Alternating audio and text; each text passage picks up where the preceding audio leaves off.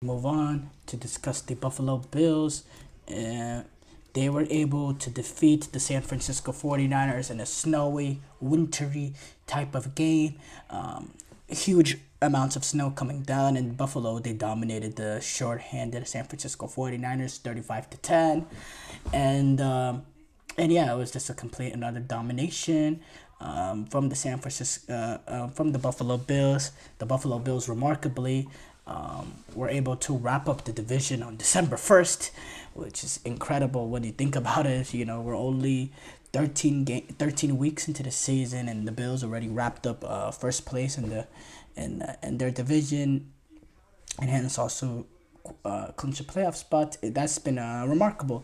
And in Josh Allen, he's continuing to make his MVP case, and with Lamar Jackson and that loss to Philadelphia, he has, I think Josh Allen has probably earned earned himself now the favorite for that MVP battle, and they're only one game behind the Chiefs for the number one seed. And keep in mind, they have the tiebreaker advantage because they beat the Chiefs a few weeks ago. So all is well in Buffalo, and the transition from the Stephon Diggs era to this new era that the Buffalo Bills have been going through is been very, very smooth. And Sean McDermott, brilliant head coach. Heard some nonsense talk earlier this season that he may be on the hot seat. Just shut up. Just shut up. This is a Sean McDermott. What he's been able to do at Buffalo has been remarkable. People forget it's not just the Josh Allen Bills that he created. When he first came in, he led a Buffalo Bills team that lacked a lot of ability. He led it into the playoffs with Tyrod Taylor starting as quarterback, and their number one receiver was Kelvin Benjamin. And their defense was a little bit aging with guys like Alonzo and then I'm forgetting not Alonzo. I'm forgetting the players on that defense, man. Oh my God, it wasn't Alonzo. It was the middle linebacker. Something. Man, I forgot. And then they had that one pass rusher. He played for the Bills for a really, really long time. The names are mistaken in my hand, but it was a little bit of an age defense. It wasn't a great team. Wasn't a great team. He got them into the playoffs as a 7th seed. Buffalo before then has been poverty for a very long time. He got him in as a 6th seed actually. 7th seed didn't get in at that time, and then they played the Jacksonville Jaguars in the first round. They traveled to Jacksonville, and then they got eliminated by the Jaguars. With that team, the Jaguars team ended up winning the AFC. Reaching the AFC Championship. I believe that game, it was a low-scoring game. I think it was 10-3 or something. I know it was a one-possession game. Jalen Ramsey made the pick to win it. It was 10-3. The Jaguars win. By the way, 10-3 in a playoff game. What happened to that? That wasn't even that long ago, 2018. What happened to playoff games like that? Man, that was a great game. For me, at least. That's the kind of football I love watching. Two good defenses going at it. Or two bad quarterbacks going at it, really. I'm not saying Tyrod Taylor's bad, but at a playoff level, Tyrod Taylor versus Blake Bortles, let's be for real, that's not a playoff caliber quarterback matchup. But getting a little bit off topic, what Sean McDermott has been able to do has been absolutely brilliant in transitioning through multiple eras now. He's been at Buffalo for a pretty long time, actually. Now I used to look at him as one of the young coaches in the league. Now he's a tenured coach. And in Buffalo, they continue to be dominant. They played some good, opportunistic defense. Offensively, we know Josh Allen, what he's able to do, the run game looks a little bit revitalized now under Joe Brady. James Cook was able to average 7.6 yards carry against this 49ers defense and completely manhandled them. Physically, the Buffalo Bills manhandled the Niners. And the Bills, they can win in multiple ways, and they're a very impressive team. And they're a contender in there in the AFC, despite the fact that I don't have that belief in them to get it done in the playoffs, because we haven't seen that in the past. In Buffalo, they tend to not be able to make that one play that it takes to get over the line year in and year out against the Kansas City Chiefs or the Bengals or so. And I believe we probably are going to get that again, despite how good Buffalo has been this season. As for the 49ers, look, the 49ers started off this game, I have to say, with that first opening drive, being able to force the Bills 3 and out, and then the 49ers offense was able to get all the way down the field, but had to settle for 3, as the 49ers offense has to do all season. The red zone offense has been atrocious, one of the worst in the league. And then the 49ers also got the Bills on another opportunity to go 3 and out again. And on third down, they get the stop, but pass interference, illegal contact on Charvarius Ward gives the Bills first down, and that could have been a big play. The Buffalo Bills going three and out on the first 2 drives, Niners getting the ball back at 3-0, with an opportunity to, further their lead. Maybe could have made a little bit more of a game than what it was, but that penalty happens, and then, the Buffalo Bills just doesn't look back from there. Just completely dominated the 49ers in the run game, just outclassed the Niners. The Niners really couldn't get anything going in terms of being able to stop that Buffalo Bills offense. I think offensively, the Niners was able to generate drives. They had that early drive where they had to settle for a field goal. They had that opening second half drive where they went all the way down, and then they fumbled it at the 1. More red zone woes. I thought the 49ers, as a team, offensively, they were able to get some production. They rushed for about 130-40 yards. They were able to move the ball down the field in certain moments, and it's difficult when you're playing in the snow and you have a Brock Purdy who was playing his first game since returning from that shoulder injury, and then throwing in the cold as well. We could see his throwing shoulder, and you could see when he was throwing the ball, that arm lacked any velocity. And maybe it's the combination of the shoulder and the snow and the weather, and it just makes it difficult. But from the moment get-go, we knew this was not going to be a big game for Brock Purdy, and it was a game that he was going to have to manage. And even with the fact that the Buffalo Bills were up big, early, Kyle Shanahan didn't let Brock Purdy air it out. He still only had 18 attempts, because it was just not he was just not going to be able to. He was just not going to be able to win the game with his arm in those conditions, with the way his shoulder was, and especially early on in that first half, I don't remember, Brock Purdy didn't even have to, it could have been, Brandon Allen playing, he wasn't even active, I guess, but it could have been Brandon Allen playing, and you wouldn't have even noticed, because the 49ers, they didn't throw the ball past 10 yards. It was a lot of handoffs. If they did throw the ball, it was a screen, maybe the occasional slant. But he didn't throw the ball much. George Kittle, he's been having an electric year this year. He only had 1 reception for 7 yards. Debo, he's washed. Let's just call it as it is. I don't even want to call him Debo Samuel anymore. This is not Debo Samuel. This is Tyshawn Samuel Sr. Debo is not there anymore.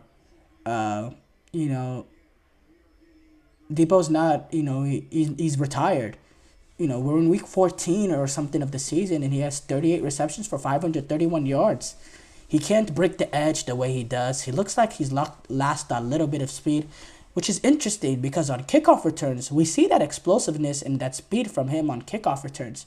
But when he's playing on that football pitch, when he's running the football, or when he's catching, trying to break a tackle, we don't see that breakaway speed from him. We don't see that ability to break tackles like we've seen in the past. He's just washed.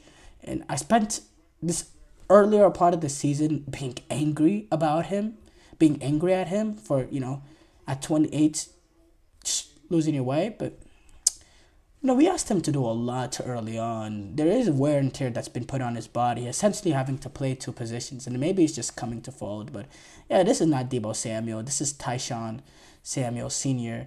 And it's a shame, because Debo was a great player, man. Great. That 2021 season will go down at least in my history book, will go down in history, because he was a game changer and it's overshadowed by Cooper Cup's triple crown. But in my opinion, I thought what Debo, what he did that year, dragging the Niners into the playoffs, dragging to them to the NFC Championship, I thought it was more impressive than what Cooper Cup did in that season. But Cooper Cup won the triple crown, and he won I think he won MVP of the Super Bowl as well that year. So that'll go down as in the history books, probably the greatest season of all time from a wide receiver. But I still thought what Debo did was better. I thought Debo was incredible in that year. The fact that we don't have Debo anymore, we have Tyshawn. It's a shame. Jawan Jennings, again, he was the most effective receiver. Didn't really dominate himself. He had that 3 receptions for 56 yards, but the one moment we actually pushed the ball down the field was to Jawan Jennings. McCaffrey, got injured early on. He was actually looked a little bit explosive, 7.6 yards a carry, and he was showing some really, really good signs. And then he ended up hurting that knee. Turned out to be a strained PCL, 6-week injury. Probably now out for the season. But the fact that there's only 5 weeks left this season after this week, looks like unless the Niners miraculously make the playoffs, we're not going to see McCaffrey again.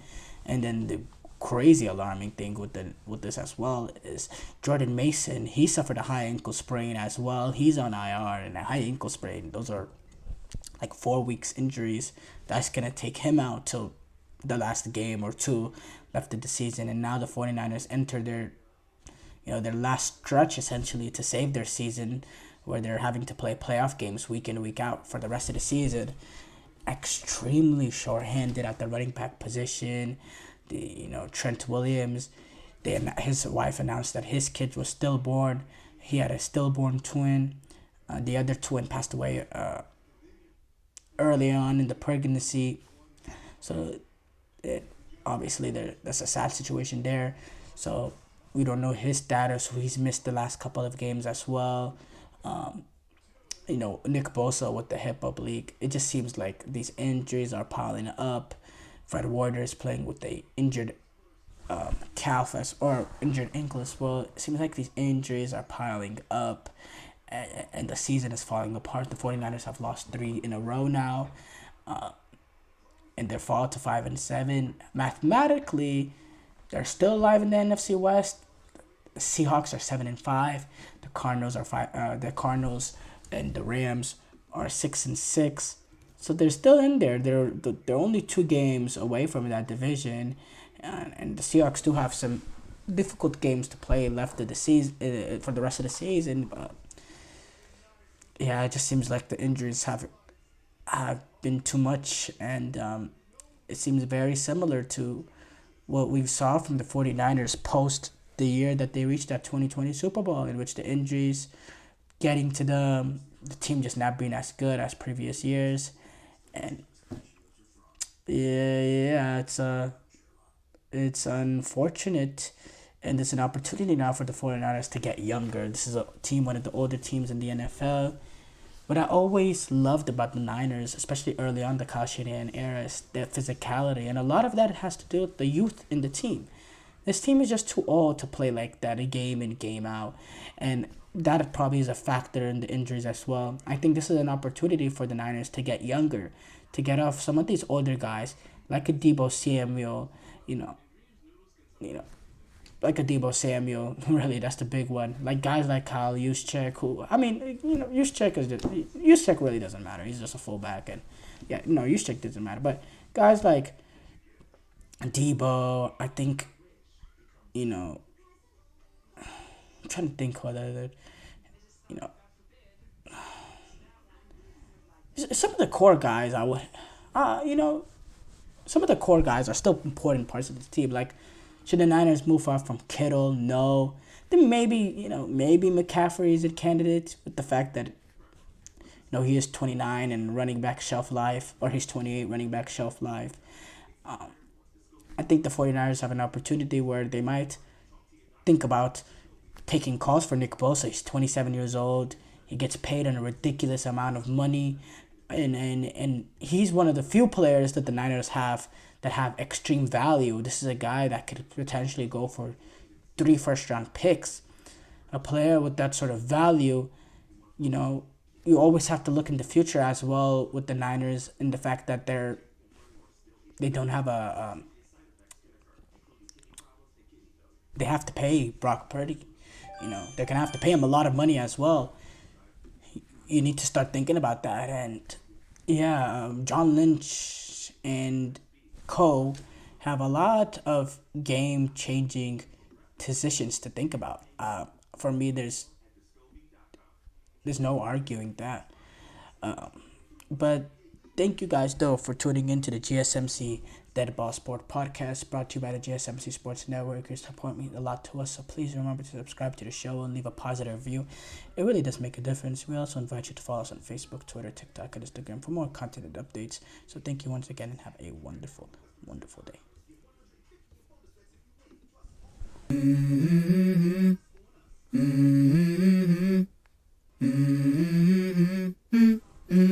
Let's go. I wake up to a little bit of drool on my pillow, feel like it's gonna be a bad day. Yeah, I'm tired of shit, and the coffee ain't hit yet, damn, ain't that great.